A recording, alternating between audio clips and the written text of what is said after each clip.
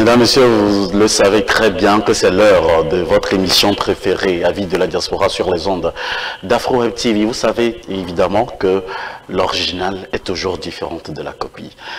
Nous vous donnons ce rendez-vous pour décrypter l'actualité, disséquer l'actualité avec nos invités de marque que nous avons pour vous chaque mercredi, chaque samedi sur la meilleure antenne de la diaspora et pour discuter de deux thématiques qui nous tiennent tellement à cœur et surtout des thématiques aussi importantes que nous jugeons importantes. Vous aussi, vous avez déjà donc cette thématique à vos écrans, soit sur les réseaux sociaux, également sur notre site web afrowebtv.com ou également sur notre chaîne YouTube AfroWeb TV.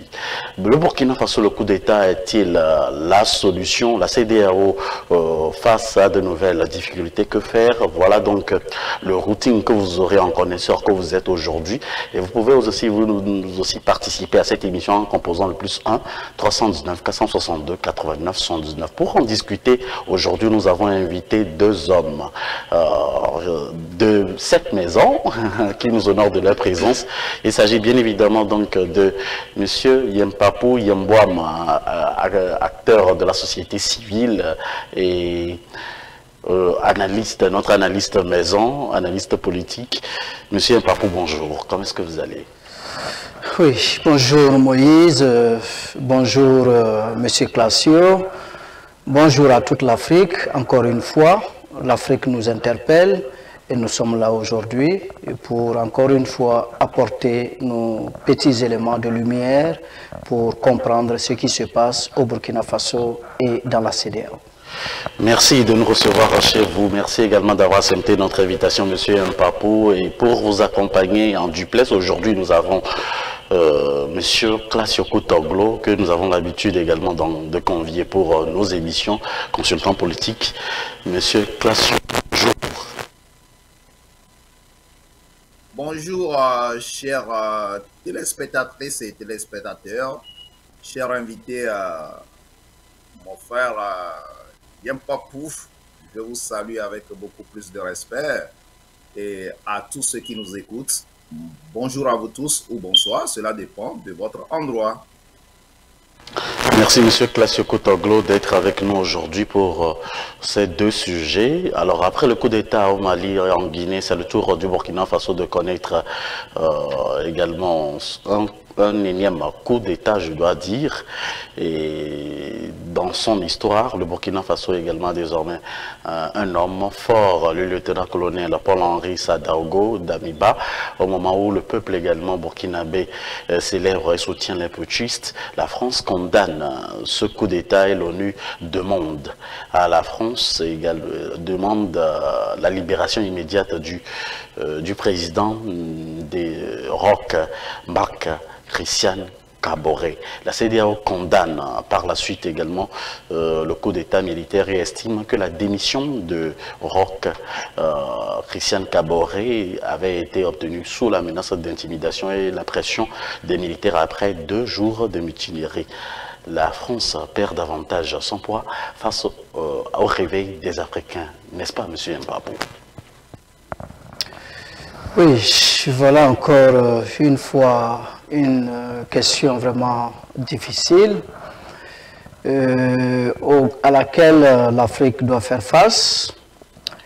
Et je pense, j'espère que le Burkina saura effectivement traiter cette question-là avec diligence, avec efficacité et en toute intelligence.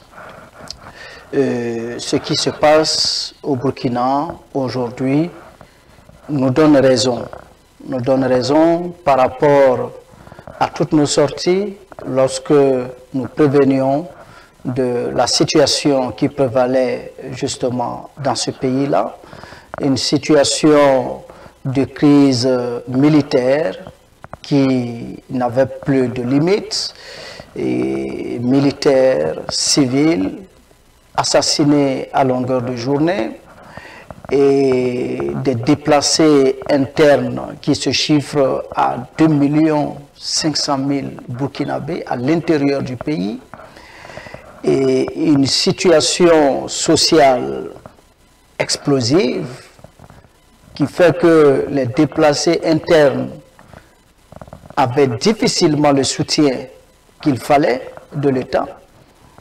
Les routes qui partout sont vraiment en situation de délabrement avancé, une corruption vraiment qui a exacerbé toutes les couches, tous les secteurs, j'allais dire, de la vie économique de notre pays, le Burkina Faso. Donc, ce qui est arrivé n'est que la résultante de l'échec, justement, d'un pouvoir à assumer ses responsabilités, à maintenir la sécurité, la paix et la cohésion sociale dans son pays. Donc aujourd'hui, la situation au Burkina Faso est encore un peu trouble. On n'a pas tous les éléments qu'il faut pour exactement savoir ce qui s'est passé. Des informations fusent de partout. D'aucuns qui pensent que la France est derrière le putsch, d'autres qui pensent que le putsch repose sur, en tout cas, une volonté populaire. Je crois que l'émission de ce jour va nous permettre d'avancer quand même ces petits éléments d'information ressourcés que nous avons à notre disposition et qui peut-être contribueraient à étayer les différentes hypothèses de façon responsable, et nous répondrons certainement à la question essentielle de savoir ce que la CEDEAO doit faire dans cette affaire. Alors, coup d'État au Mali, coup d'État en Guinée, qu'est-ce qui a poussé au fait le lieutenant-colonel Paul-Henri Sadaogo, puisque avant quelques jours de cela, on avait eu à enregistrer des soupçons de coup d'État du côté du Burkina Faso. Quelles ont été les causes endogènes et les causes exogènes? Très rapidement, monsieur Classico Kotoglo. Nous allons parler de certaines causes. Il faut dire que d'abord, il y a une certaine décadence éthique des dirigeants de la CEDEAO, surtout à la dernière prise des sanctions contre le pays frontalier, le pays ami, le pays frère, Mali. Nous ne voulons pas parler de la Guinée, mais ce qui est récent, la décadence éthique des chefs d'État de la CEDEAO à travers ces sanctions a certainement joué un grand rôle que nous pouvons beaucoup plus détailler beaucoup plus tard. Il faut aussi préciser l'arrogance assumée de certains dictateurs de l'Afrique de l'Ouest qui pensent qu'avec les 3, 4, 5 mandats, on a une certaine légalité et une certaine légitimité. Des dictateurs qui limitent totalement les voix des peuples, ça a constitué une cause purement, s'il faut la situer d'une manière externe ou endogène, dans cette crise. Ces chefs d'État, vous les connaissez très bien, ceux qui sont dans cette arrogance assumée de 3, 4, 5 mandats. Il faut aussi préciser que la jeunesse africaine aujourd'hui est dans un élan de la récupération de la dignité africaine, confisquée pendant des décennies, pour ne pas dire des années, par une France qui a l'habitude de dicter des règles, des lois, des procédures à une Afrique que la France pense qu'elle n'est pas capable, avec toutes ces intelligences, pour pouvoir faire une gestion capable, une gestion efficiente et effective des pays francophones. Cette ingérence, ou bien je dirais même cette implication active de la France, aussi ne plaît plus la jeunesse africaine. Et puis ensuite, la jeunesse africaine s'est lancée dans un grand consulting, dans une consultation générale au niveau de tous les chefs d'État, au niveau de l'armée, au niveau de des associations civiles, et puis ensuite au niveau des partis politiques, des leaders, afin de lancer un déclic du réveil continental. Et je vous assure aujourd'hui que cette consultation menée par la jeunesse africaine fait son chemin. Cette consultation, les termes, ce qui se défend, s'écoute par les jeunes intellectuels dans l'armée africaine et qui pensent qu'il est temps maintenant de dire aux puissances coloniales que non, l'Afrique est en retard aujourd'hui à cause de leur implication, que les Africains sont suffisamment mûrs, intelligents pour pouvoir prendre la destinée de leur pays. Prendre la destinée de leur pays en faisant des coups d'État, est-ce que c'est la bonne manière, M. Mpapou? Bon, le coup d'État, est-ce que c'est la bonne manière? Ce n'est certainement pas la meilleure manière en tout cas. Mais je ne dirais pas non plus que c'est une mauvaise manière. Je me suis longuement expliqué là-dessus, les émissions passées. Et dans une lettre adressée au chef d'État de la CEDEAO, nous avons rappelé qu'il y a même aujourd'hui nécessité que le coup d'État soit rendu légal. Il va falloir que dans nos constitutions, il soit inscrit clairement les conditions dans lesquelles un coup d'État doit être accepté. Et lorsque nous faisons le constat par rapport au coup d'État, les coups d'État qui sont intervenus particulièrement en Afrique, on peut relever deux situations.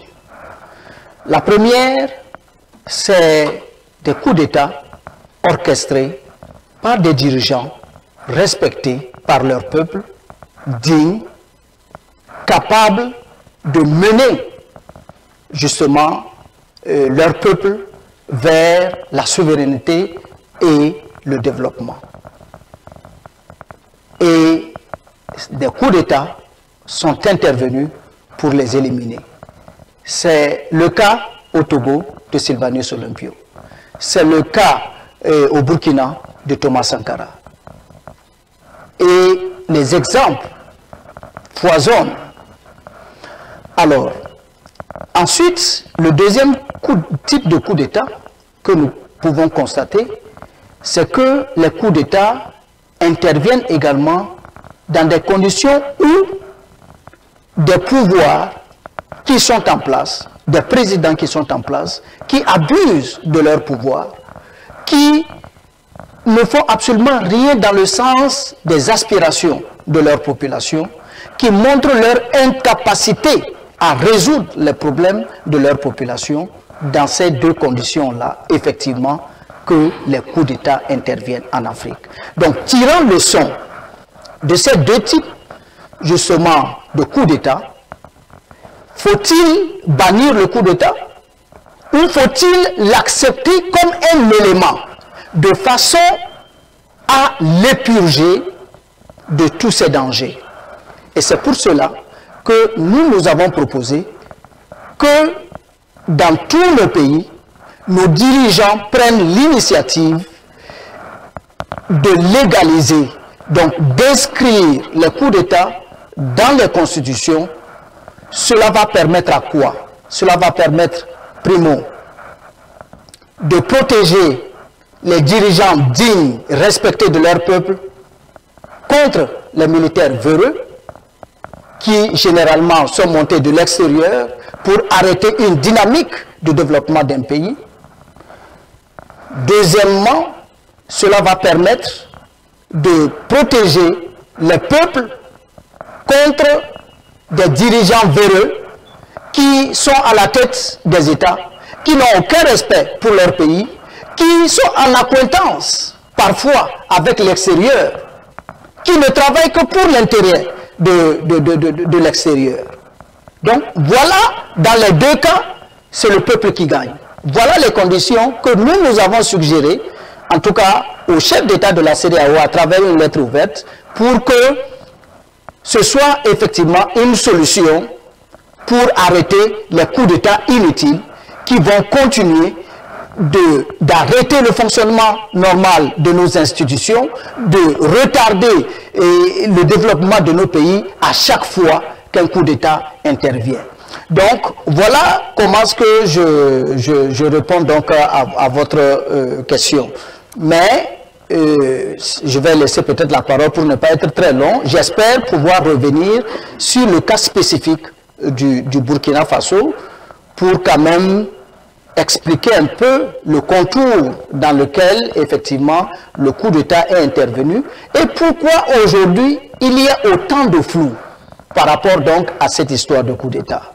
Parlons de flou également, monsieur Classio Kouto-Glo. Il y a également le constat aujourd'hui fait, tous ces hommes qui font des coups d'État aujourd'hui sont formés en France.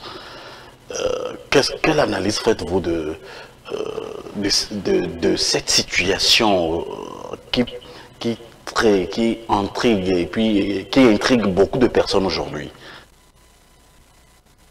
Oui, d'abord, il faut me permettre de dire à mon frère qu'il a malheureusement envoyé un courrier à un syndicat des chefs d'État et puis ensuite il a envoyé un courrier carrément à des inhumains et des cadavres qui sont... Monsieur Classio Kouto-Glo, vous connaissez les règles et allons-y, répondez à ma question posée s'il vous plaît.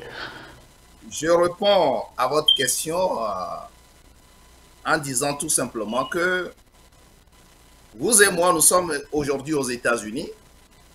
Vous montez dans les études supérieures ou bien vous aviez fini les études. Cela n'a rien à voir avec une formation dans un pays. C'est une affaire de conscience. Vous savez, ce que les Africains, ou bien, bon, moi par moment, j'ai lu ces questions sur plusieurs plateformes. Les gens disent que, bon, le président de la Guinée, mon respecté, a fait ses études en France, et puis ensuite, il a été formé en France, et que le chef, aujourd'hui, le maître de la génération consciente, au Burkina Faso, a aussi fait ses études en France. Il a été formé en France. Ce n'est pas une affaire de formation. C'est une affaire de ce que tu as acquis, ce que tu as dans ton sang et ce que tu travailles dans ta conscience. La preuve, si je suis, par exemple, j'ai fait des études aux États-Unis, cela ne veut pas dire que je suis d'accord pour tout ce qui se passe aux États-Unis. Quand vous arrivez à un certain niveau de l'éducation, on vous appelle expert ou bien on vous appelle un spécialiste. Vous êtes à même maintenant de produire pour la consommation d'une masse, d'une société, d'une communauté donnée. Il faut dire à ces gens qui sèment la zizanie entre les Africains pour pouvoir coller des marques aussi mauvaises que la France, il faut qu'ils s'arrêtent.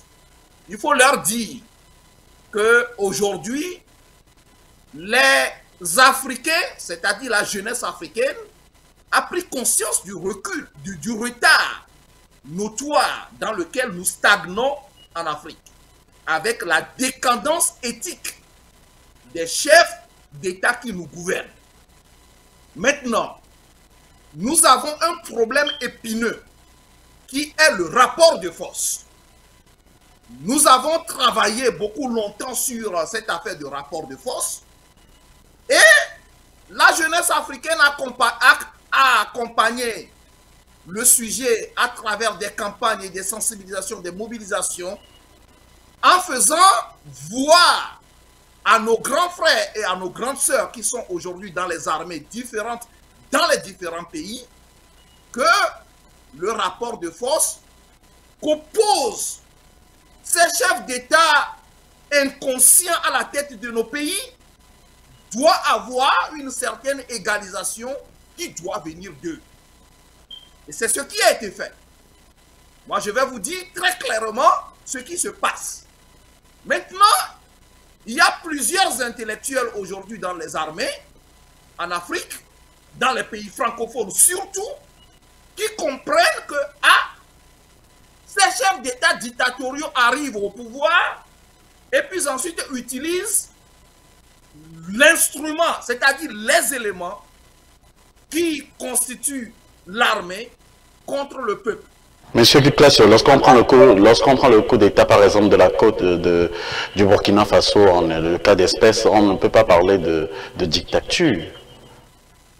Non, le coup d'État au Burkina Faso, je vous l'ai bien dit, j'ai bien dit au départ, cela vient d'une décadence éthique du chef de l'État du Burkina Faso.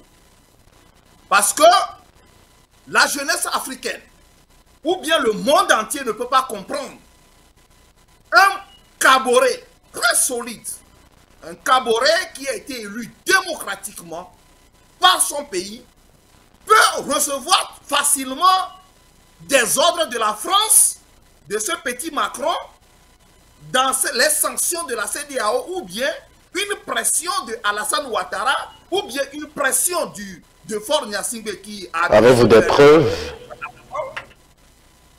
Pour pouvoir essayer d'accompagner ces sanctions contre un pays qui vit les mêmes difficultés que le Burkina Faso. Nous n'avons pas compris.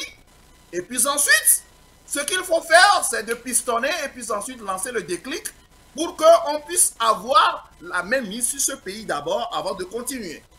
Donc, le coup d'État au Burkina Faso, il faut que ça soit clair.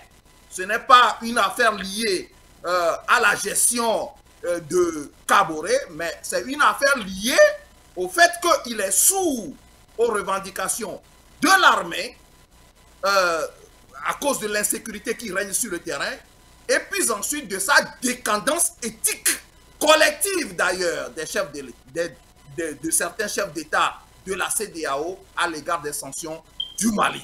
Alors, sur le terrain, on a vu également des Burkinabés, des combattants qui n'ont pas eu des vivres, qui ont eu des manques en matière d'armes et autres. Quel est le flou vraiment dont vous voulez nous parler aujourd'hui, monsieur Yampapoué, que les gens n'arrivent pas à saisir? Non, en réalité, ce qui est flou, ce n'est pas ce qui est entouré. Hein, ce n'est pas les conditions qui ont entouré en réalité l'avènement du coup d'État. Parce que ça, ce n'est pas du tout flou. On a vu des militaires tomber par dizaines chaque jour. On a vu des civils se déplacer en masse, comme je vous l'ai dit dans ma phase introductive. On a vu un pays tomber dans la décadence morale à une échelle vraiment effrénée par rapport donc à la corruption. Vous êtes dans un pays en guerre où des ministres, par exemple, pour ne prendre que cet exemple-là, se permettent d'acheter des voitures à plus de 100 millions de francs CFA. Donc, pendant que les hôpitaux sont vraiment délabrés, il n'y a pas de route, il n'y a pas de sécurité nulle part, les hôpitaux, à cause donc du djihadisme, les centres ont fermé, des écoles ont fermé, on parle même de plus de 2000 écoles qui sont fermées sur l'ensemble du territoire national, mais c'est effroyable. Donc voilà un peu ce qui explique le fait que la population ne supportait plus, et la population franchement voulait des solutions. Et lesquelles solutions jusqu'ici Kaboré a été incapable d'apporter. Donc pour ces conditions-là, ce n'est pas du tout flou, c'est clair dans la tête de tout le monde. Maintenant, ce qui est flou, c'est par rapport à l'environnement du coup d'État, par rapport à la façon dont le coup d'État a été opéré. Pour refaire un peu le film, nous sommes donc, je crois que c'était samedi, les Burkinabés se réveillent très tôt que d'habitude à cause des coups de feu qui sont menés dans des casernes et sur, en tout cas, une bonne partie du territoire national. C'est-à-dire qu'à la même heure,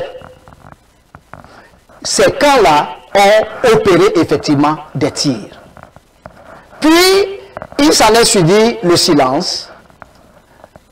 On a vu même justement le ministre de la Défense qui est sorti, rassurer donc les populations de ce que les rumeurs font état d'un coup d'État et que ce n'était pas le cas, que c'était donc une mutinerie dans les camps et que voilà, les heures à suivre vont permettre, avec le contact qui est noué avec eux, de savoir quelles étaient leurs revendications. Donc là, on avait en face d'une situation où on a compris que les militaires de rang, probablement, n'étaient pas contents des conditions dans lesquelles, effectivement, on les laisse face au djihadisme. Et comme vous l'avez vous-même souligné, on a vu donc à Inata des gendarmes qui étaient privés de nourriture, affamés, avant que l'attaque n'intervienne. Ensuite, c'est seulement plus tard que vous allez donc voir comment est-ce que les choses se sont accélérées. Dans un premier temps, à travers donc les réseaux sociaux, nous avons appris que finalement les forces spéciales, d'accord, dénommées Sabre, qui sont à Ouagadougou, ce sont des forces spéciales françaises, il faut le préciser, que des forces spéciales françaises auraient pris position autour de la résidence de Roch Marc-Christian Kaboré pour le protéger. Ensuite, bon, on entend les coups de feu qui reprennent, et puis il s'ensuit donc les informations relatives donc au coup d'État et que Kaboré a été arrêté. Et dans les réseaux sociaux, on retrouve donc d'autres informations qui font état de ce que Gilbert Diendéré a été libéré, qui font état de ce que, voilà, vous allez voir même parmi des manifestants, des gens qui brandissent les images de Diendéré et de Blaise Compaoré. Heureusement que certains ont très vite fait de rabattre cela. Donc voilà un peu ce qui se passe. Avant que finalement l'armée nous confirme effectivement la prise de pouvoir en nous indiquant que la prise de pouvoir s'est passée sans effusion de sang. Et donc, autre contradiction, on trouve donc à travers des médias et peut-être des réseaux sociaux, des images qui circulent, qui montrent quand même des véhicules ensanglantés, d'accord, d'abord des véhicules éventrés par des tirs, et ensuite on nous montre quelque chose qui semble être comme du sang. Et à travers les mêmes réseaux sociaux, nous apprenons donc par le biais de la confrérie des frères panafricains qu'en réalité le coup d'État aurait fait 23 morts dans le camp donc, des gardes rapprochés. Donc voilà les conditions de flou dont je faisais mention. Et maintenant, ce flou-là est fait pour en réalité perdre la population burkinabé. Actuellement, ils ne savent même pas à quoi s'attendre. Maintenant, les éléments qu'il faut donner, pour ne pas être long, je vais vous laisser peut-être, si vous trouvez que j'ai déjà été long, je peux revenir là-dessus. Sinon, je peux peut-être continuer en donnant ces éléments. Ce qu'il faut dire, vous l'avez souligné, au-delà du fait que le lieutenant-colonel Damiba a été formé en France, il y a le fait que c'est ce colonel-là qui a activement pris part avec ses camarades au coup d'État là, qui, justement, a fait partir Blaise Compaoré. Ça, c'est un premier élément qu'il faut retenir. Ça, c'est un fait. D'accord? Deuxième élément, lorsque il y a eu le coup d'État dans le coup d'État au Burkina, c'est-à-dire lorsque Gilbert Diendéré et ses hommes sont venus faire le coup d'État au gouvernement de transition, c'est encore ce monsieur-là, le lieutenant-colonel, justement, qui est au pouvoir aujourd'hui, qui, avec ses camarades, ont pris les armes pour aller, justement, attaquer Gilbert Diendéré pour l'obliger à libérer le pouvoir. Donc, lorsque nous regardons ces deux éléments, on ne peut pas comprendre qu'un tel monsieur, d'accord, puisse venir faire un coup d'État et faire libérer quelqu'un comme Gilbert Diendéré. Vous comprenez un peu? Donc, j'ai tout à fait l'impression, sans vraiment être sûr, puisque aujourd'hui, personne ne sait où se trouve la vérité. Mais ce que je peux dire aux gens, c'est que on sait depuis longtemps que le camp de Blaise Compaoré était activement en train de vouloir préparer effectivement un coup d'État profitant de la situation délétère. Voulez-vous dire que Blaise Compaoré veut revenir? Mais clair, la France le dit à longueur de journée sur ses médias.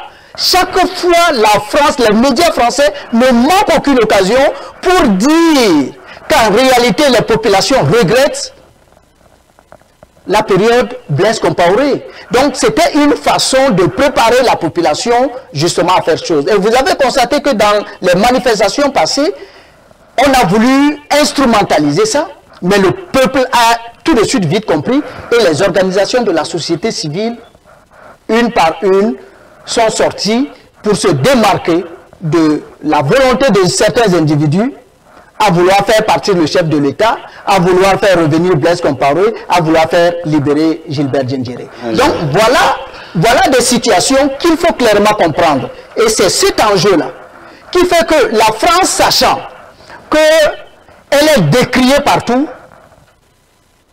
particulièrement en Afrique, actuellement, où les peuples veulent reprendre leur initiative historique, on peut faire en sorte que, la France peut faire en sorte que, effectivement, à faire circuler des informations qui vont faire croire que ceux-là qui sont arrivés au pouvoir sont avec elle. En sachant que, rien qu'en le disant, les populations vont se lever contre ceux-là qui ont pris le pouvoir. Et comme ça, la France va profiter, étant donné que ces militaires-là seront affaiblis, elle va profiter donc leur imposer ses désidératas. En réalité, c'est comme ça que la France fonctionne. Donc aujourd'hui, il faut comprendre ça. Et moi, avec mes camarades qui sont sur place au Burkina Faso, qui ne sont pas quand même n'importe qui, les informations selon lesquelles Gilbert Diendéré a été libéré n'est pas du tout une information vérifiée. Donc voilà autant de choses. Et quand vous voyez des gens qui même font passer des informations selon lesquelles il va avoir donc, comment on appelle, une guerre civile, parce que l'autre camp n'est pas d'accord, etc., etc. Quel est ce camp-là qui n'est pas d'accord? Jusqu'aujourd'hui, sur le plan national, en tout cas au Burkina Faso, nous n'observons aucun événement qui aille à l'encontre de ce coup d'État-là. La population, même si on ne peut pas appeler ça d'abord la population elle-même se réserve. Mais on a trouvé quand même un certain nombre de gens qui sont sortis pour aller féliciter les militaires. Mais vous allez constater que parmi ceux-là même qui sont allés manifester, les gens ont été clairs dans leurs propos. Qu'il faut effectivement que ceux-là qui ont pris le pouvoir prennent l'exemple du Mali. Qu'ils fassent en sorte à sortir les Français de la situation du Burkina Faso et qu'ils prennent leurs responsabilités effectivement à redonner au Burkina Faso sa souveraineté. Donc, quand je me base sur l'ensemble de ces éléments-là, ce que je peux conclure, c'est que tout le monde soit calme.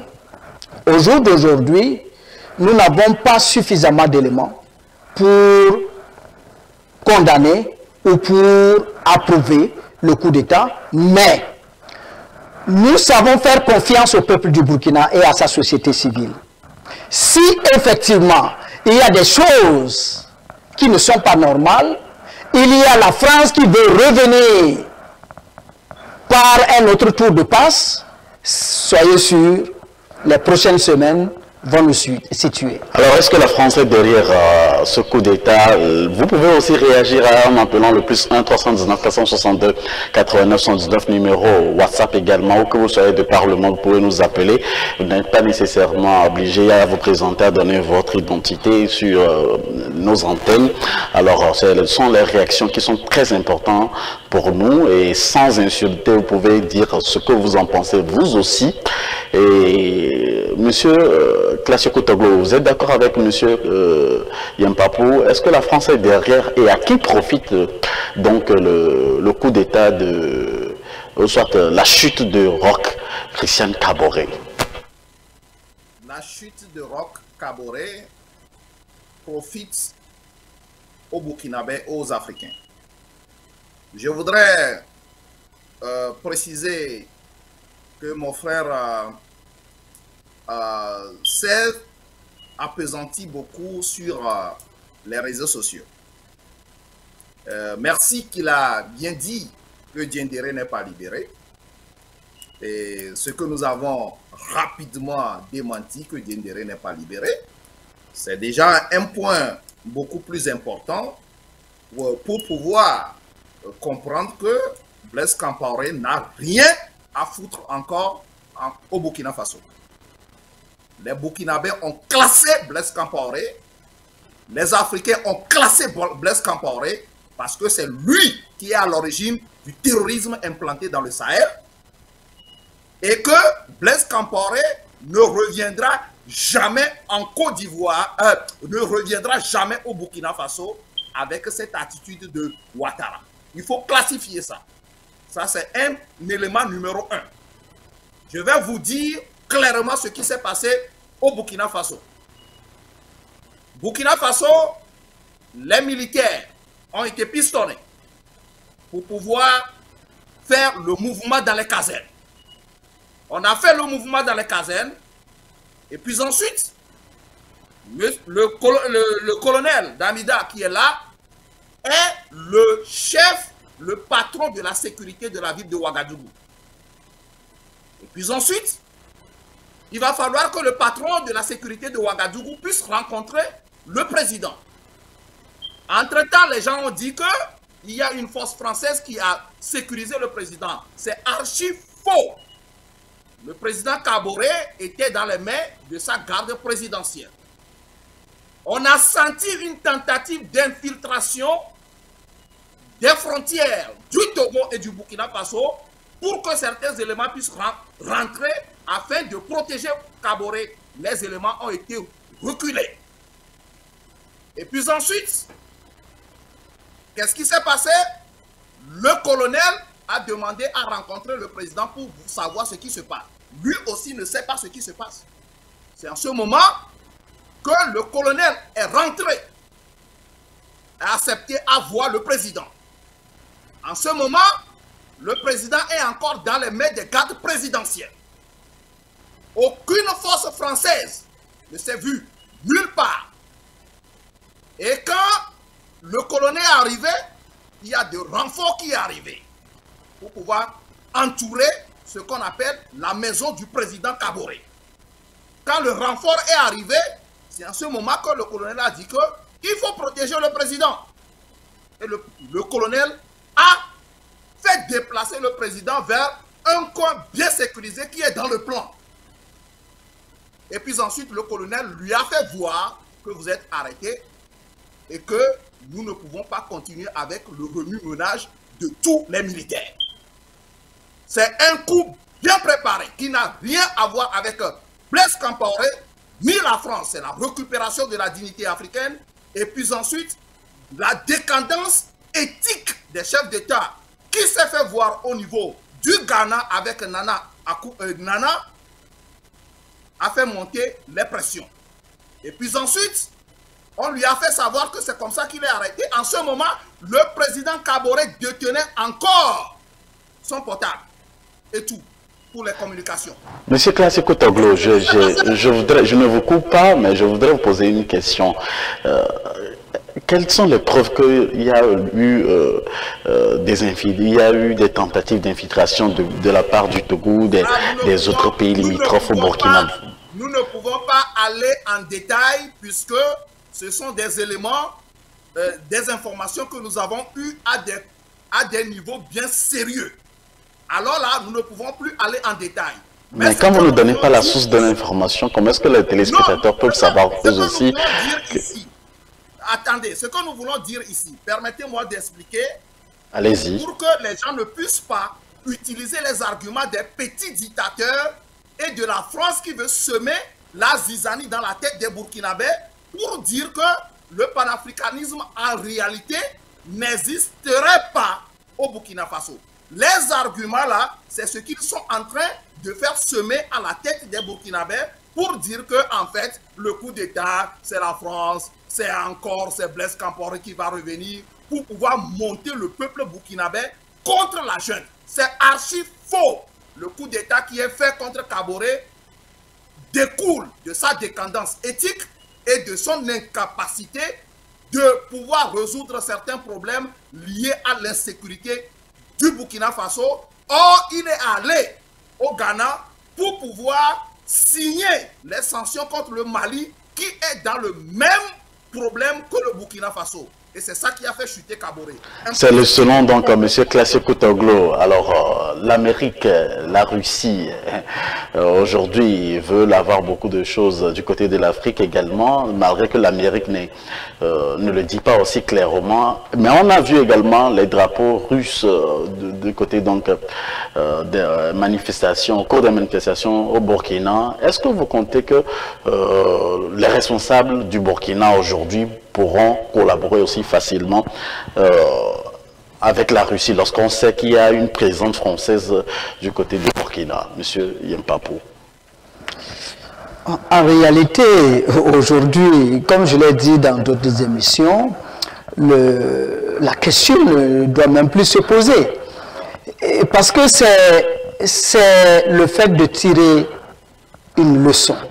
C'est le résultat de décennies de collaboration en termes de défense avec la France qui a montré ses limites. Et parce que, comme vous l'avez souligné, nous avons une force spéciale française basée à Ouagadougou qu'on appelle Sabre. Alors, comment voudrez-vous qu'on puisse comprendre que dans cet environnement-là, malgré ces accords-là, on puisse faire face donc à un djihadisme qu'on ne peut pas arrêter et qu'on puisse faire face à des coups d'État aussi faciles que ça. Donc aujourd'hui, nos pays individuellement pris, n'étant pas capables de s'assumer militairement, ils ont le devoir de se reposer sur une force, une puissance militaire à même de les protéger. Et donc, les drapeaux russes que vous avez vus dans la population, c'est tout simplement l'expression de la demande de la population vers, justement, la nouvelle autorité qui s'installe. Vous savez, les gens prennent les Africains comme des enfants. On nous infantilise toujours. Je vais vous prendre un seul petit exemple, sinon peut-être deux petits exemples. La Syrie et l'Afghanistan. Je vous rappelle qu'en Syrie, c'est tout l'OTAN qui était impliqué. La France, l'Allemagne, les États-Unis, l'Italie, tout ce que vous voulez, tous ont dit qu'il faut que Bachar al-Assad parte. Un seul, la Russie, un seul pays a dit, ce monsieur ne bouge pas. Il appartient aux Russes de dire si oui ou non ils veulent que leur président parte. Ce n'est pas à vous de le dire. La Russie seule a fait face à l'Europe et aux États-Unis, militairement. On a fait combien d'années là-bas? Ils n'ont pas tous fui là-bas? Ensuite, les mêmes OTAN et autres là sont intervenus en Afghanistan. On a vu comment est-ce que l'armée américaine, française, la France n'a même pas attendu quand les États-Unis ont annoncé qu'ils partent, eux ils sont partis la veille. Ils se sont précipités, ils ont fui parce qu'ils savent que en réalité leur protection c'est les États-Unis. Donc voilà des gens qui font la gueule, qui font la bouche, qui ne sont capables de, c'est-à-dire ils ne sont capables de rien du tout. Monsieur Yampapo, la Russie au même titre, quand on parle de puissance, a la même puissance aujourd'hui comme les États-Unis. C'est une question. Ce n'est même pas la même puissance. Je crois qu'on ne peut même pas les mesurer aujourd'hui. Et vous allez voir que dans cette guerre froide à laquelle nous assistons aujourd'hui, par rapport par exemple à l'Ukraine, vous allez voir que les États-Unis font profil bas. Voilà, les gens font tout ce qu'ils veulent. Poutine, lui, il dit, celui qui est capable, il n'a qu'à aller intervenir. Il va voir. Et aujourd'hui encore, il leur a donné une réponse claire à travers son ministre des Affaires étrangères. Il a dit qu'il a demandé, il a fait des propositions claires par écrit. Et il attend des réponses claires, écrites. Et que gare. La Russie fera-t-elle mieux que la France? Et que gare à eux, s'ils ne reviennent pas avec des indications claires. Le langage, il est clair. C'est-à-dire que il faut qu'on sorte de ces petites émotions-là. Aujourd'hui, il faut juger les gens selon les résultats. Grâce à la Russie, l'Afrique centrale a recouvré au moins les 2/3 de son territoire à un moment où il n'avait le déploiement de l'État que sur un quart du territoire centrafricain. C'est un résultat probant. Les gens peuvent raconter ce qu'ils veulent, qu'il y a eu des tueries, il y a eu c'est des mercenaires qui sont là-bas, nous on s'en fout. On veut recouvrer l'intégrité de nos territoires partout et faire en sorte que ce soit nos présidents qui décident pour leur pays et non que ce soit d'autres personnes. Donc, ce qui se passe au Burkina, je crois que si ces militaires-là, s'ils veulent effectivement tenir longtemps, ils n'ont pas d'autre choix que de se tourner vers la Russie parce que la France n'a été capable d'aucun résultat pendant des décennies de présence. Ils sont présents en Afrique, dans nos pays, depuis les indépendances. Et aujourd'hui, nous voyons le résultat. Donc, je ne me vois pas ces commandos-là parce qu'ils auront été formés en France et qu'ils vont dire que non, ils vont faire les desiderata de la France. La preuve, c'est que ces gens-là n'ont pas hésité à faire partir Blaise Compaoré, à faire partir Gilbert Diendéré, qui en réalité sont les pions sûrs de la France au Burkina Faso. Donc, au jour d'aujourd'hui, nous pensons que les Burkinabés doivent rester sereins, doivent être vigilants et attentifs pour éviter justement qu'on leur fasse piétiner des pièges qui sont tendus de partout. Il va falloir de toute façon faire face à cette situation de coup d'État. Si les jours à venir, les décisions des militaires sont de nature à ne pas rassurer la souveraineté de l'État du Burkina, la population va faire face à eux. Ça, qu'ils en soient sûrs. Alors, donc c'est sur les décisions qu'on les attend. Mais si, au contraire, ils vont dans le sens des décisions qui vont permettre à l'État du Burkina de recouvrer sa dignité, sa souveraineté et de redonner l'intégrité morale et intellectuelle à ce pays-là, vous allez voir que la population va se mettre en rang serré et avec donc ces militaires pour que le vrai combat puisse se mener. Merci M. Yampapo pour votre intervention. Nous avons un auditeur, un téléspectateur en ligne. Téléspectateur, bonjour. Bonjour. Vous êtes en direct avec nous. Quel est votre avis sur la question d'aujourd'hui concernant le coup d'État? Est-ce que le coup d'État est la solution? Donnez-nous votre avis également. On vous écoute. Je voulais vous remercier d'abord pour vos activités et ça nous permet aussi de voir la réaction des uns des autres. Mais je ne voulais pas me situer simplement sur la question du Mali. Je voudrais rappeler aux Africains, surtout nos frères qui sont en train de faire des débats sur des réseaux sociaux, que nous crions tous les jours que la France, on nous a colonisés, nous devons sortir de la colonisation. Si nous invitons encore des pays étrangers de venir intervenir pour vous, où sont les pays africains? Où sont nos groupes ou bien combien de pays africains nous avons? Pourquoi l'Afrique ne peut pas consolider ses militaires, les militaires qui tuent leurs frères et sœurs dans leur pays pour s'organiser, à se défendre? Pourquoi inviter encore des étrangers dans nos pays si vous dites panafricanisme? Où est l'Afrique alors, mes frères et sœurs? Nous faisons des discussions que tout le monde fait, spécialement les Togolais sur les réseaux sociaux. C'est comme on ne veut pas évoluer. Les forces africaines qu'on a créées, qu'est-ce que les présidents africains font avec l'argent qu'ils ont? Ils ont des millions dans des comptes bancaires à l'étranger. Pourquoi ne pas s'organiser pour nous défendre, se défendre? Qu'est-ce qu'on fait en Afrique? N'invitons pas d'autres pays et demain, nos enfants diront encore, nous sommes encore colonisés. Qu'est-ce qu'on fait? Réveillons-nous, s'il vous plaît. Réveillons-nous et laissez ces pays étrangers, que les pays africains qui veulent semer la zizanie ici et de là, qu'ils cessent et rassembler les militaires qui sont en train de piétiner leurs frères et sœurs dans leur pays, d'aller se combattre. Si les Africains s'organisent, combien on est?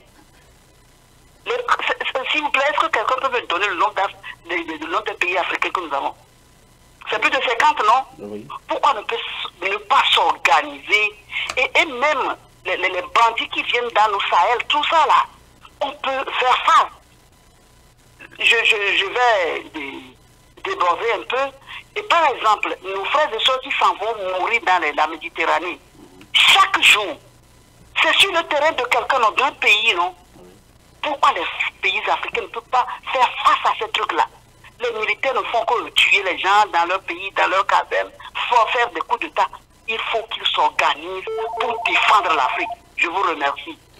Merci beaucoup. Merci de nous avoir appelé. Encore un autre auditeur en ligne. On va prendre ça aussi en même temps. Auditeur, vous êtes en direct avec nous. Bonjour. Allez-y donc. Je viens de raccrocher malheureusement.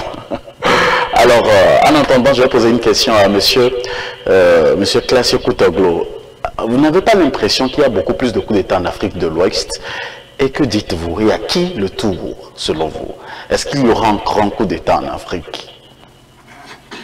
Monsieur Moïse, permettez-moi d'abord de donner une approche de réponse à la grande dame qui vient d'appeler tout à l'heure. Il va falloir que les Africains commencent par comprendre la démarche de la jeunesse africaine. Aujourd'hui, personne n'appelle aucun pays pour venir aider l'Afrique. Aujourd'hui, la jeunesse africaine est dans une diversification de partenaires. Parce que le partenaire qui existait et qui n'est autre que la France et certains pays occidentaux ont failli. Et ils ne cherchent que leur intérêt. Aujourd'hui, la jeunesse africaine se positionne en face des dictateurs qui sont aux ordres de la France pour que nous puissions créer une nouvelle dynamique. Cette dynamique, c'est ça qui va essayer d'engendrer ce qu'on appelle des nouveaux chefs d'État clairvoyants et qui ont la vision claire du développement sur une certaine durée pour l'Afrique ou bien les pays africains. Aujourd'hui, on ne peut pas s'associer. Nous sommes dans un contexte aujourd'hui très difficile, compliqué, inextricable. On ne peut pas composer avec ces dictateurs de la CEDEAO qui ne veulent pas quitter le pouvoir et qui sont dans la dynamique avec la France qui leur promet que respectez mes ordres et puis ensuite nous allons vous appuyer à rester au pouvoir 3, 4, 5 mandats bêtes. Donc, cette dynamique doit être éliminée totalement pour que nous puissions avoir des bons partenaires. Donc le souhait de M. Classio, c'est d'éliminer les présidents qui font partie de la CEDEAO. Afin de sauver l'Afrique. Ok, on va recevoir très rapidement cet auditeur avant que je vous revienne pour une seconde question. Auditeur ou téléspectateur, bonjour. Bonjour. Vous êtes avec nous sur AfroWeb TV. Allez-y pour votre intervention, s'il vous plaît. Merci. C'est M. Combaté. Je vous appelle de l'État de Maryland. J'aimerais aussi ajouter, j'aimerais aussi répondre à la dame qui venait d'appeler par rapport à son analyse. Je pense que ce que nous les Africains devons comprendre aujourd'hui, c'est que les pays occidentaux ne connaissent que le rapport de force.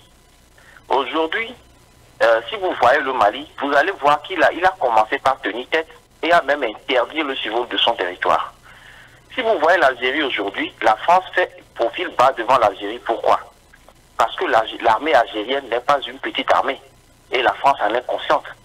Donc aujourd'hui, nous devons bâtir des armées solides qui sont capables de protéger le territoire, toute l'étendue de nos territoires aériens comme au sol. Ça c'est un point de départ. Et il faut que nous comprenions que les pays occidentaux n'ont pas intérêt à ce que nous ayons des armées puissantes. Combien de fois le Mali, par exemple, n'a pas commandé des matériels de militaires et qui ont reçu des matériels défectueux? Combien de fois on n'a pas bloqué les commandes du Mali? Mais avec la diversification des partenariats aujourd'hui, et avec la Russie, ils ont commencé par s'équiper. Et voilà, l'armée malienne a commencé par monter en puissance, à mettre en déroute les djihadistes. Donc moi je pense aujourd'hui que le cas burkinabé, je pense que les Burkinabés doivent aussi s'orienter vers un partenaire sûr. Un partenaire qui va leur permettre de pouvoir faire face réellement aux problèmes réels du pays, le mettre en ordre avant de pouvoir libérer ce pouvoir aux civils. Si on se hasarde à laisser le pouvoir là aux civils aujourd'hui au Burkina, ils vont retomber dans le giron français et ça sera compliqué. Parce qu'ils n'ont pas intérêt à ce que nous nous libérons. Parce que la sécurité est d'abord le point de départ de toute chose. Quand vous n'êtes pas en sécurité, vous ne pouvez pas parler d'économie, vous ne pouvez pas parler de monnaie, vous ne pouvez parler de rien parce que de toutes les manières vous êtes déstabilisé déjà. Donc c'est ce que j'aimerais ajouter. Merci beaucoup de nous avoir appelés, merci pour votre intervention et restez toujours des nôtres. Alors, voilà donc l'intervention d'un de nos téléspectateurs, monsieur Yampapou Yambouam. Oui, il y a monsieur... Allez-y. D'abord, je voudrais retomber parce que vous m'aviez retiré la parole. Oui, allez-y. Bon, vous me donnez seulement une minute. Il faut dire à madame, c'est-à-dire la grande dame qui vient d'appeler maintenant, je pense bien que la question qu'elle a posée est très pertinente et qui reste dans la tête de plusieurs des Africains. Alors, il faut chercher un point de départ, le point de départ que nous avons besoin aujourd'hui pour pouvoir faire face à l'ignominie politique installée sur le territoire africain par la France à travers les dictateurs, c'est le rapport de force. Et aujourd'hui, Dieu merci, la Russie ne vient pas en Afrique en tant que colonisatrice. La Russie est allée chercher comme un partenaire. Et nous sommes, la jeunesse africaine est encore dans cette dynamique de la recherche du partenaire.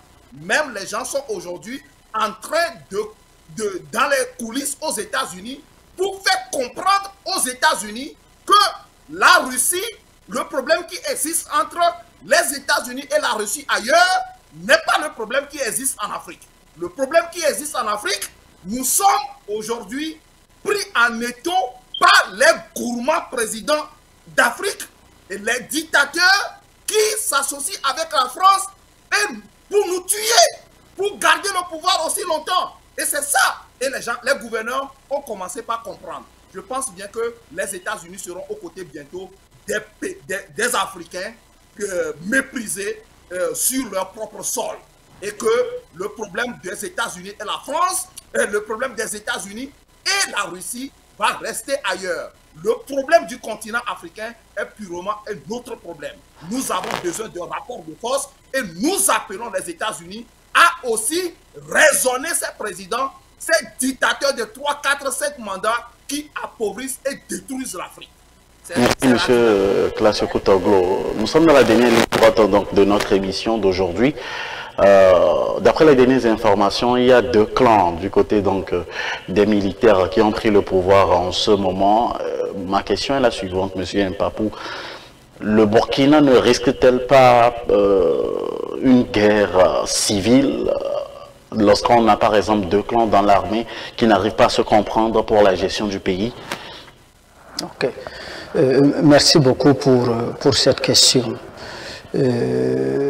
Parfois, pour comprendre les choses, il faut chercher à savoir d'où l'information vient, d'abord. Vous êtes sans savoir que pour ce qui concerne le cas du Mali, par exemple, la ministre des Armées parlée avait dit que les militaires qui ont pris le pouvoir à Bamako ne sont pas ceux avec lesquels ils étaient en contact. Donc, vous comprenez?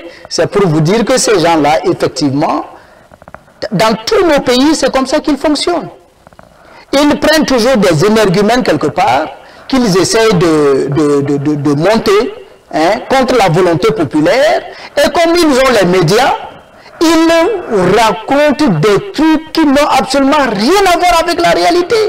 C'est comme ça qu'ils ont menti pour aller attaquer l'Irak, pour dire qu'il y avait des armes de destruction massive, pour après tout, après avoir égorgé, non, même pas égorgé, pendu. Si on l'avait égorgé, Saddam Hussein, on lui aurait même donné, je ne sais pas, le fait d'être mort à héros. Mais on l'a pendu. Et quand? Un jour de Tabaski. Voilà des gens qui se disent des démocrates. Et donc, par rapport à cela, il faut revenir au Burkina pour comprendre. Vous avez vu le groupe de militaires là, qui sont allés pour la déclaration de prise de pouvoir. C'est l'ensemble des composants de l'armée burkinabé.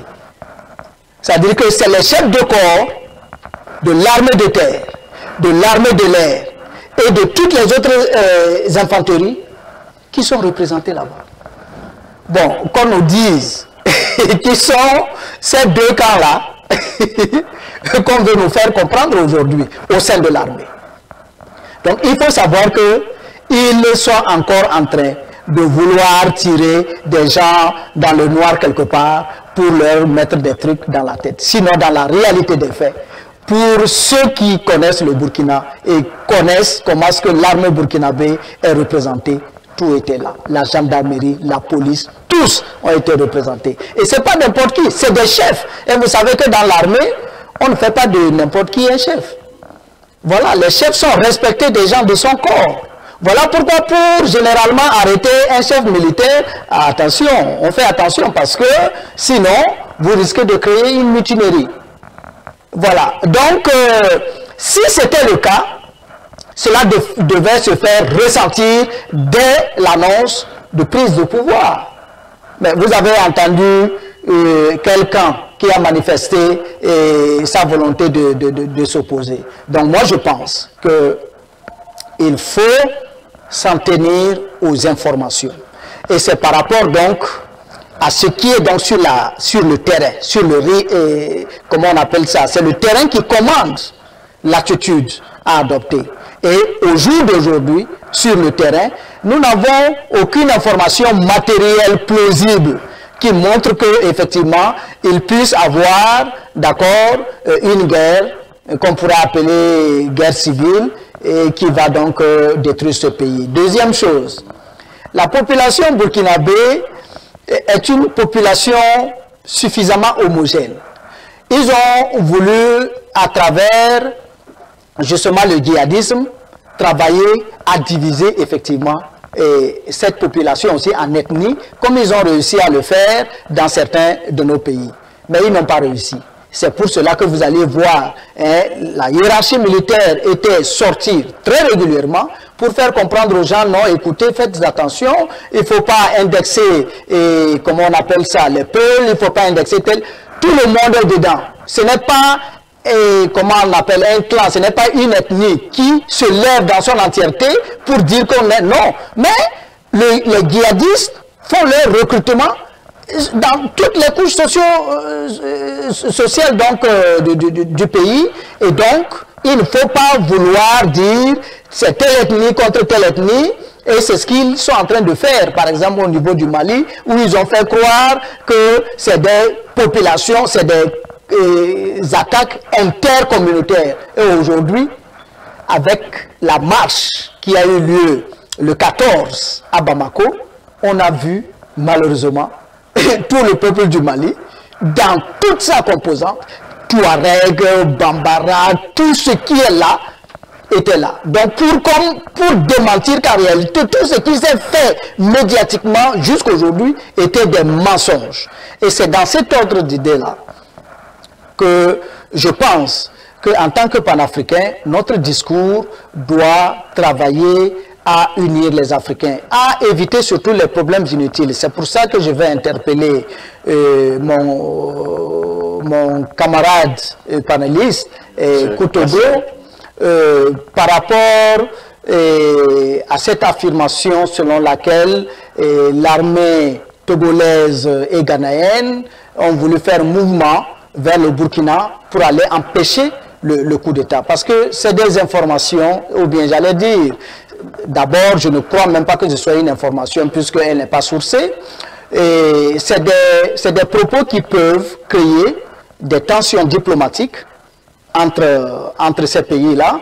Et ensuite, ça peut créer des problèmes même au niveau des communautés. Parce que si les populations burkinabées, effectivement, tombent sur de telles informations et pensent effectivement que l'autorité togolaise a voulu venir aller dans le sens qui est contre leur volonté, vous comprenez que le risque est grand qu'on s'attaque à des Togolais qui sont au Burkina Faso. Donc voilà pourquoi je pense qu'il faille effectivement nous réserver jusqu'à ce que peut-être nous ayons des informations suffisamment claires de ce qui s'est passé.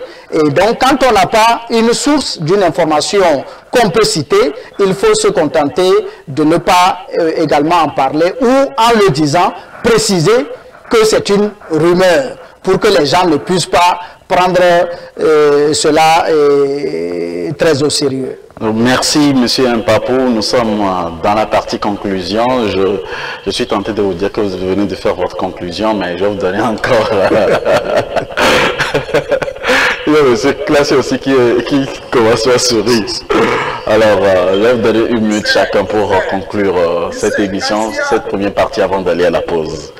Alors, Monsieur Classio, votre conclusion pour cette première partie. Quand il y a la vérité, quand il y a la lumière, vous savez, c'est comme ça le jaillissement est. Il faut dire à mon frère que nous ne sortons pas en disant des choses comme ça. Parce que nous sommes responsables, les premiers responsables d'ailleurs de ce que nous sommes en train de dire.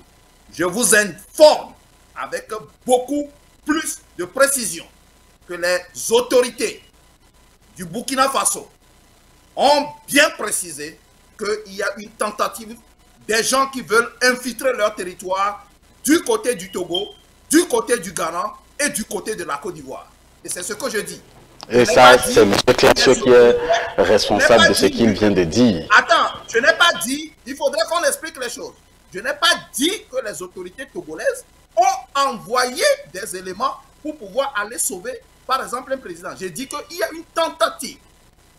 C'est ce que j'ai dit. Et ce sont des informations que nous avons reçues directement du Burkina Faso. Et quand nous parlons avec des sources bien précises.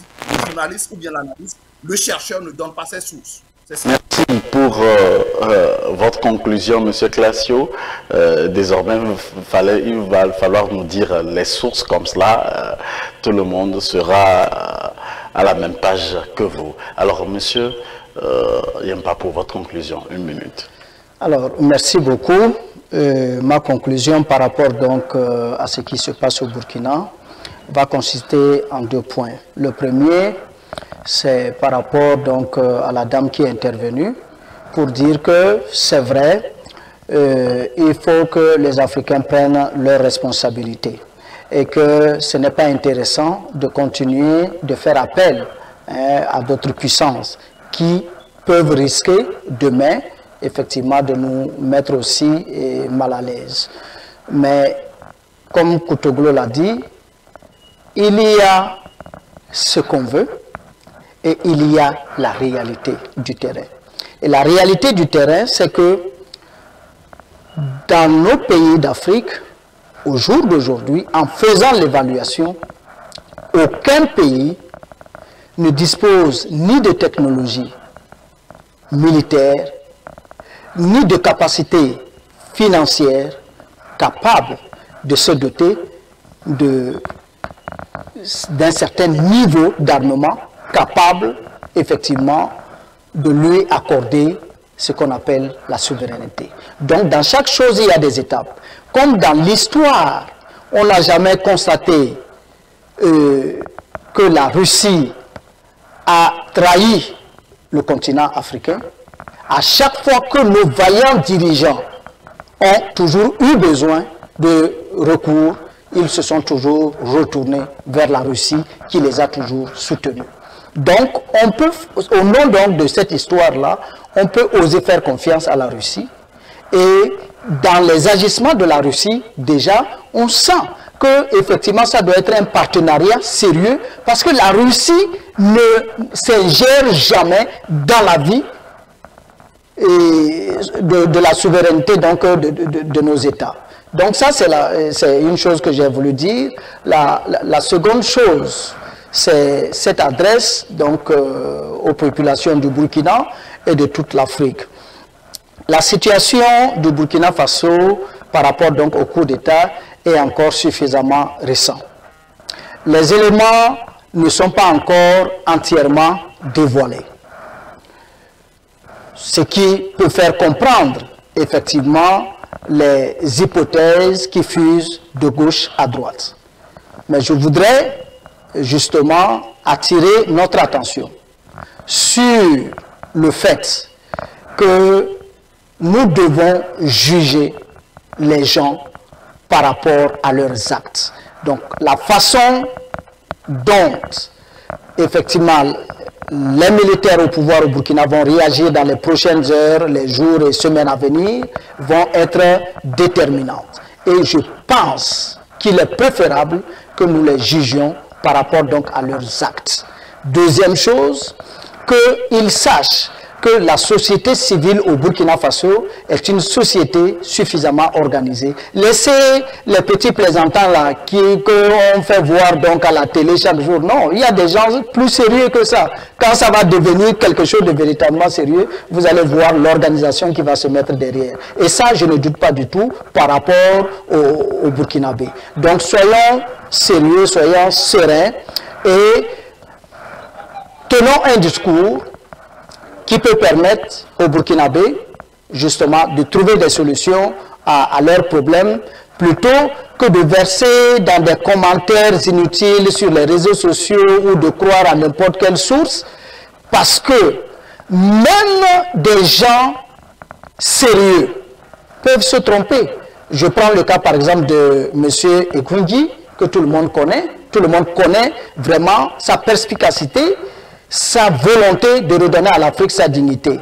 Mais il suffit seulement que l'information qu'il a donnée par rapport au fait que c'est la France qui a arrêté Roch et qui l'a remis aux soldats burkinabés, si la source qui lui donne l'information au moment précis n'a pas donné la bonne information, vous comprendrez que sans le vouloir, il aura pu se tromper. C'est pourquoi je demande donc de la sérénité auprès des Africains.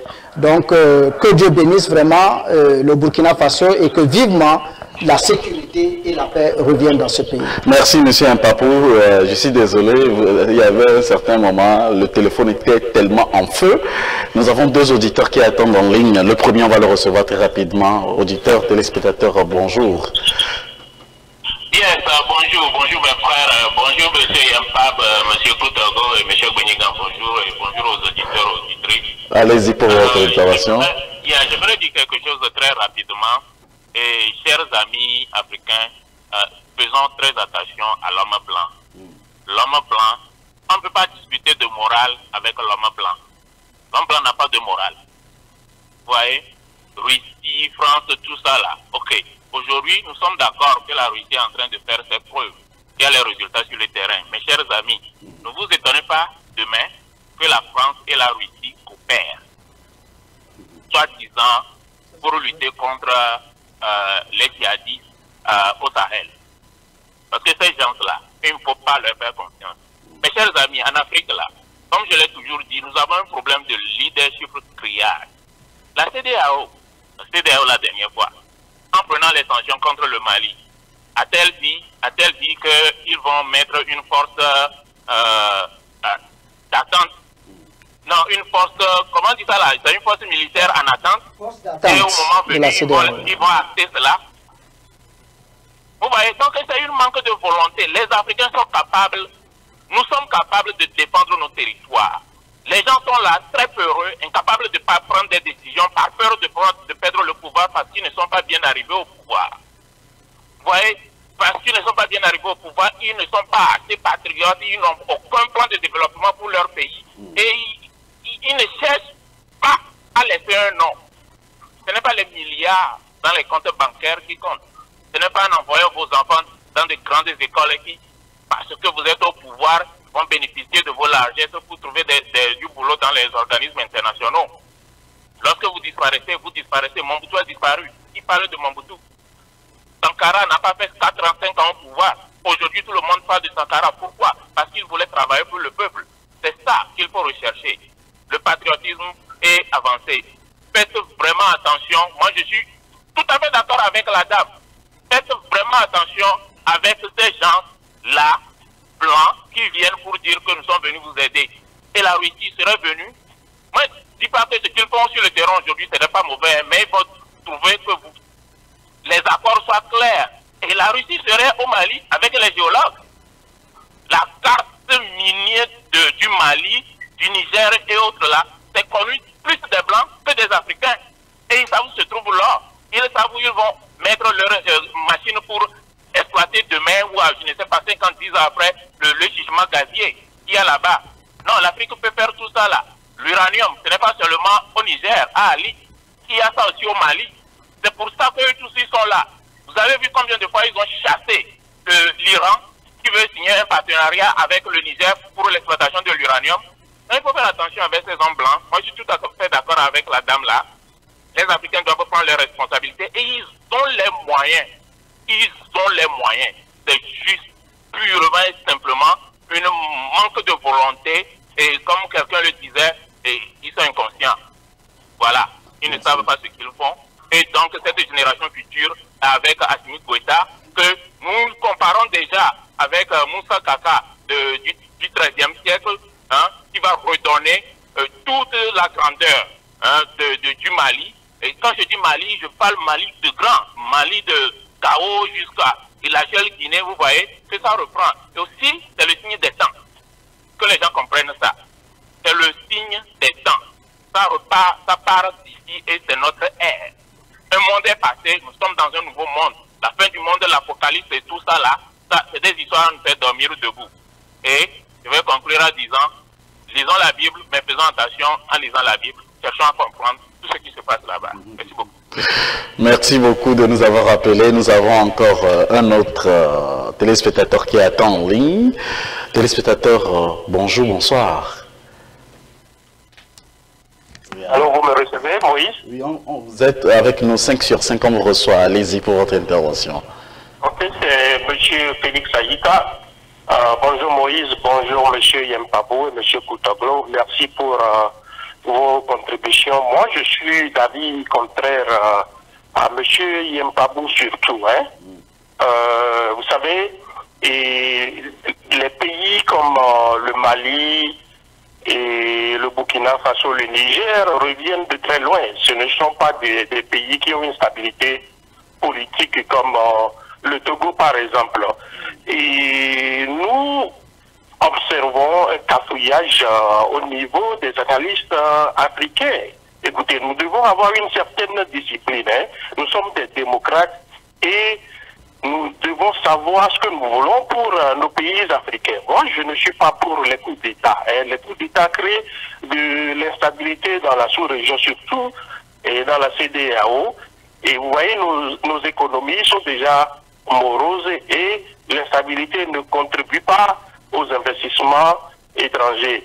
Et donc, le Mali et comme le Burkina Faso, qui ont eu leurs indépendances depuis 60, ont connu que des coups d'État. Il y a Modibo Keïta qui a été renversé en 68 par Moussa Traoré. Après Moussa Traoré, il a été renversé lui aussi par ATT. Ils ont eu une transition et puis ils ont eu un chef d'État qui a fait 2 mandats et puis après Konaré, c'est les coups d'État. Même chose pour le Burkina. Comment se fait-il qu'on peut, au Burkina par exemple, élire un président démocratique qui a son second mandat? Il n'a même pas encore violé la Constitution. Idem pour le Mali où Ibeka aussi était à son 2e mandat. Si c'est vrai que ces présidents sont des pro-français et qu'ils ne servaient pas les intérêts de leur pays, alors il fallait les laisser qu'ils aillent jusqu'au bout de leur mandat. On ne peut pas à chaque fois nous permettre de renverser les chefs d'État que nous avons élus démocratiquement. D'ailleurs, j'apprends qu'il y aura des marches le samedi et pour demander des trucs qui ne sont pas et qui sont en déphasage avec la raison au Niger. Vous voyez, nous sommes. Je pense que nous avons quelque chose en commun. Nous ne voulons pas que nos pays soient contrôlés par la France. Oui, mais quand même, il ne faut pas aussi qu'il y ait des forces étrangères qui prennent en otage nos pays, comme par exemple au Mali, où il y a les Russes. Pourquoi nous avons une jeunesse? Aux États-Unis, ici, là où nous vivons, là où M. Yempabou et M. Koutoglo vivent, il y a ce qu'on appelle la Selective Service. Et quand il y a péril en la demeure, on peut demander et on peut instaurer un service militaire obligatoire aux jeunes. Et c'est ce qu'on appelle en anglais ici le draft.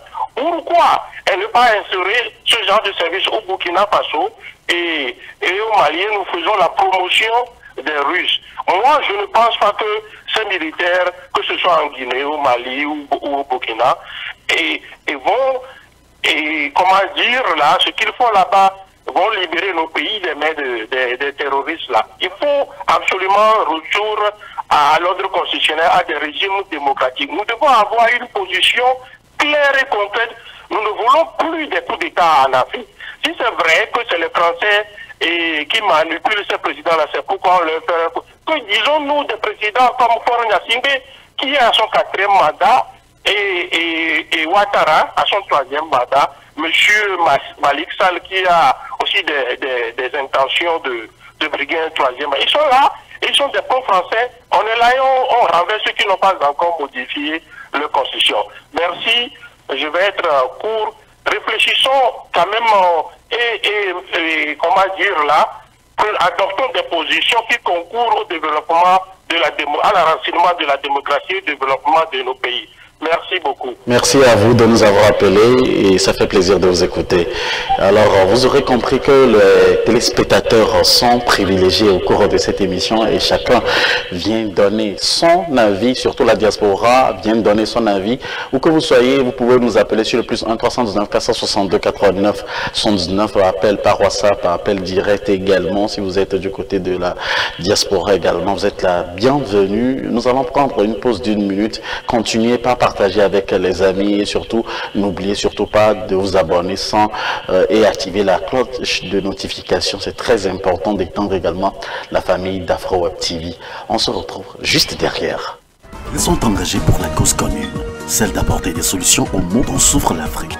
Politologues, sociologues, acteurs de la société civile.